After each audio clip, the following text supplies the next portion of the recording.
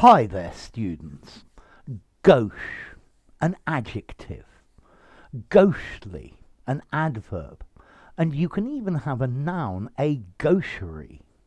Okay, gauche describes somebody who acts in an awkward and uncomfortable way with other people, particularly because they're inexperienced and young. Yeah, they don't know what to do or how to do things properly. They lack social graces. So he made some very gauche comments at the dinner. Yeah, they weren't really suitable. Yeah, so gauche, it's like a faux pas. If you're gauche, you make lots of faux pas. FAUXPAS. You do things that are not socially acceptable in the situation. Okay, come on, don't be so gauche. Yeah, he was he was very gauche as a teenager, but he's grown up into a very self-assured young man.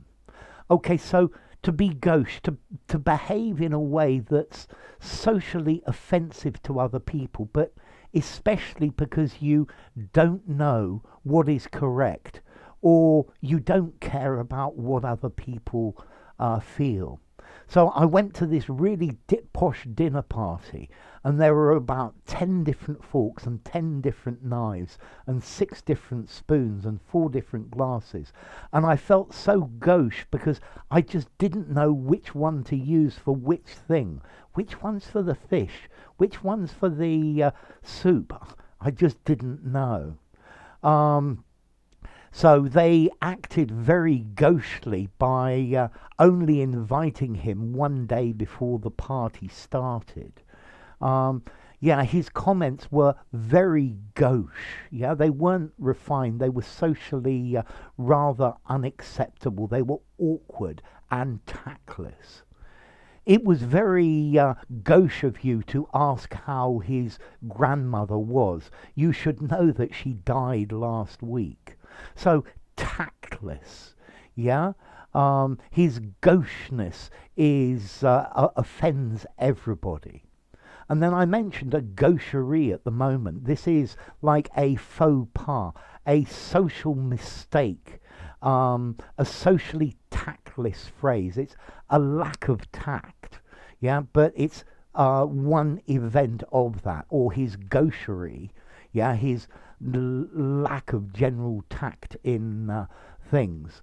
So yeah, to get on in society, you need to know what the social mores, M-O-R-E-S, the habits that people have, the things that are socially acceptable.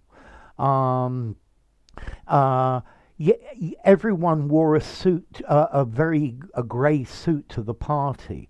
Well, no, to the funeral. So going in a striped red and white blazer was a rather gauche thing to do for a funeral. Yeah, he dresses very gauchely. Yeah, he doesn't follow what everybody thinks is socially acceptable. Yeah, so in high society, if you're gauche, you don't you're not going to please people because they're going to think, well, he's not one of us. Yeah. Okay, so your next question, how formal is this word gauche? I think I would give it a 6 in formality, but notice this word gauche sounds very posh. He's a terribly gauche young man. Yeah, I wish he weren't so gauche. So you could use it in conversation, but only really in posh company. I don't think I would use gauche in a conversation down the pub. I would use the word tactless. Yeah, he's tactless. He's awkward. Yeah, he doesn't know what's socially acceptable. Okay, so be careful where to use it because it sounds like a fairly posh word. As to origin, okay, this word comes from gauche, meaning left in French. And okay, left or awkward. There's a verb gauchir, to veer, to turn. Yeah. And in itself, this word comes from Proto-Germanic walkana. I'm not sure why, but to roll up, for example. Yes, left is associated with being clumsy. But left people are very often thought of as clumsy. But the reason is there are many, society is designed for right-handed people.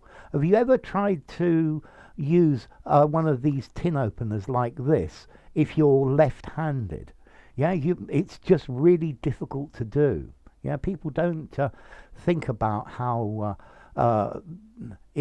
how things are if you're left-handed.